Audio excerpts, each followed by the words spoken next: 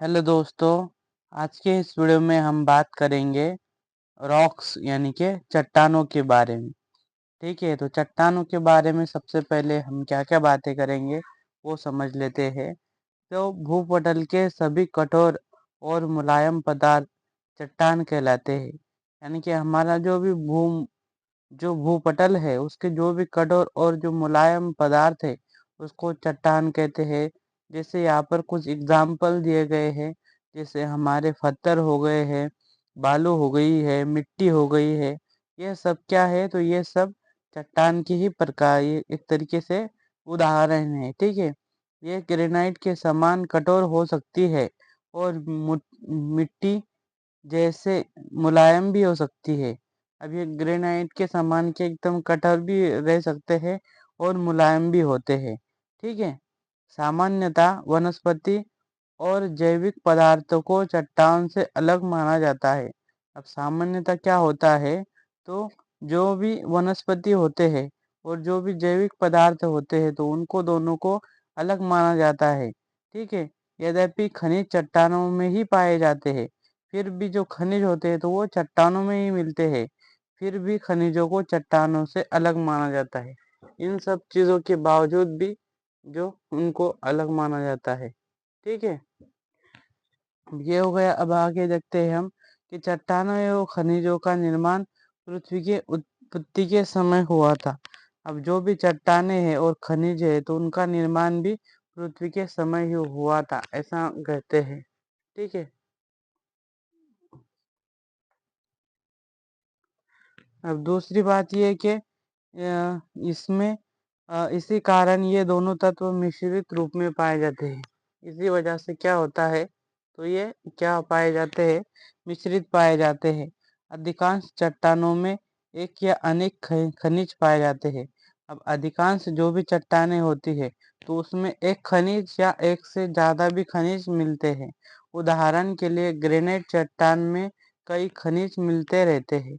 अब उदाहरण के लिए जो ग्रेनाइट चट्टान है तो उसमें कई प्रकार के खनिज मिलते रहते हैं यहाँ पर। ठीक है, कई खनिज मिलते रहते हैं। और आगे बढ़ते हैं अब हम, ये फिर जैसे स्फटिक, फेल्सपार, अभ्रक। अब इसके कुछ एग्जाम्पल भी दिए गए कि जो स्फटिक हो या फेल्सपार हो, अभ्रक हो आदि। जबकि संगमरमर में एक ही खनिज कैल्साइट मिलता रहता है।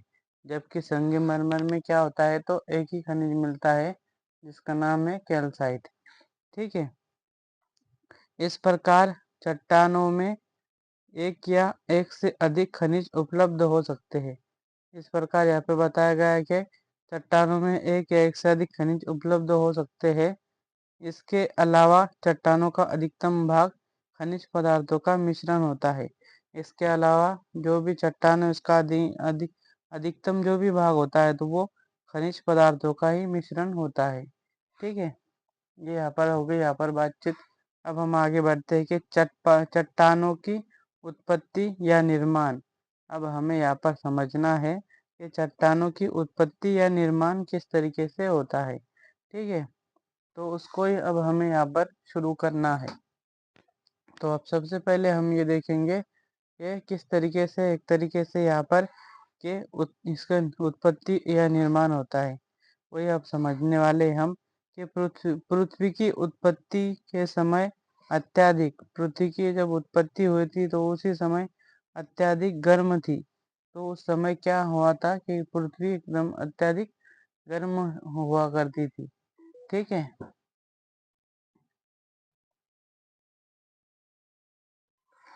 गर्म होती थी और क्रमशः ठंडा होती गई। तो इसके कारण आग्नेय चट्टानों का निर्माण हुआ था। तो इसी वजह से क्या हुआ था कि फिर आग्नेय चट्टानों का निर्माण हुआ।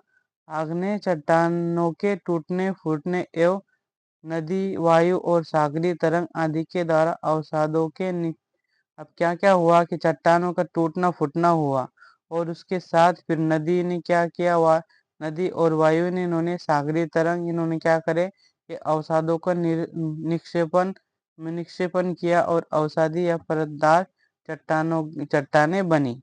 आग्नेय और परतदार